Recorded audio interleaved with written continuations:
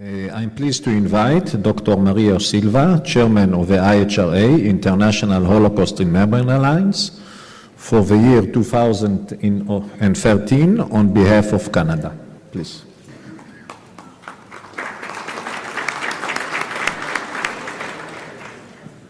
Thank you, Mr. Chair, Your Excellencies, ladies and gentlemen.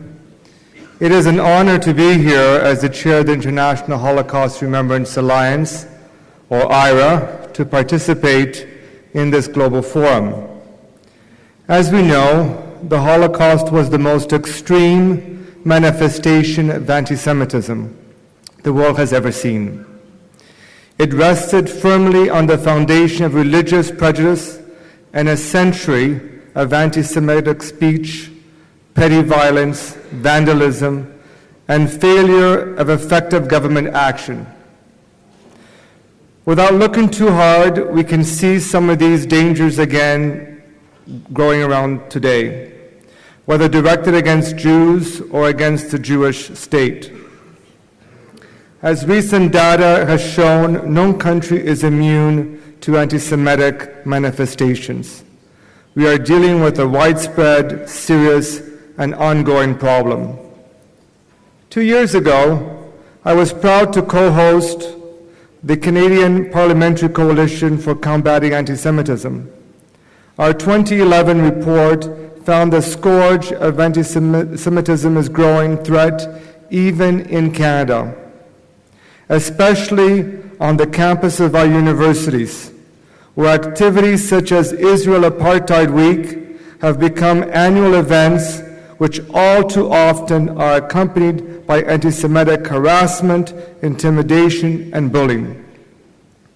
The Government of Canada has been consistent in condemning these events and urged participants to reconsider their involvement in an activity that selectively condemns and denies the only Jewish state's right to exist and which can create a hateful environment. As well, in November 2010, Canada hosted the second Interparliamentary Coalition for Combating Antisemitism conference in Ottawa, where the government signaled its support for the principle of the London Declaration and ratified the Ottawa Protocol. The Ottawa Protocol sets out an action plan and framework to combat antisemitism. Canada became the first country to sign the protocol in September 2011, and as IHRA Chair, I urge other countries to lend their support to it. Canadian Prime Minister Stephen Harper once said, "While the Holocaust stands alone, it does not stand isolated. It is but the most hellish chapter in the long and continued history of anti-Semitism." Each of us has a role in helping the world remember not only what happened, but why, how hate and intolerance transform neighbors into victims and perpetrators. It was in the spirit of keeping the memory alive that IHRA came into being in 1998. IHRA is the only intergovernmental body devoted exclusively to the memory of the Holocaust and is unique in that it consists of government officials, non-governmental experts, many of whom are here at this conference. Its 31 member states are governed by the principle of the Stockholm Declaration, which emphasizes the importance of upholding the terrible truths of the Holocaust against those who deny it, and of preserving the memory of the Holocaust. Our member states are committed to use Holocaust remembrance in the international fight against anti-Semitism, hatred, intolerance, and discrimination. Our work focuses on 3 areas: education, remembrance, and research. Holocaust education is an essential tool in overcoming ignorance and hate. Through IHRA, educational experts from around the world are brought together to provide advice and recommendations. As a result of their efforts, comprehensive guidelines for teaching about the Holocaust have been developed and published in 18 languages. In addition, A clear and well-informed understanding of the Holocaust helps students understand other genocides, mass atrocities, and human rights violations. Survivors bearing witness through their personal stories have been an integral part of Holocaust education and remembrance. The preservation of their oral and written testimonies is of particular importance at a time when anti-Semitism and Holocaust denials are on the rise. We are mindful of Primo Levi's warning that those who deny Auschwitz would be ready to remake it. In 2009, IHRA established a standing committee on anti-Semitism and Holocaust denial to address this urgent issue. And I'm pleased that the chair of that committee, Mark Wiseman, is here today. Promoting a culture of remembrance is also critical. With the generation of Holocaust survivors and death camp liberators now reaching their 80s and 90s, the window is closing on those able to provide eyewitness accounts.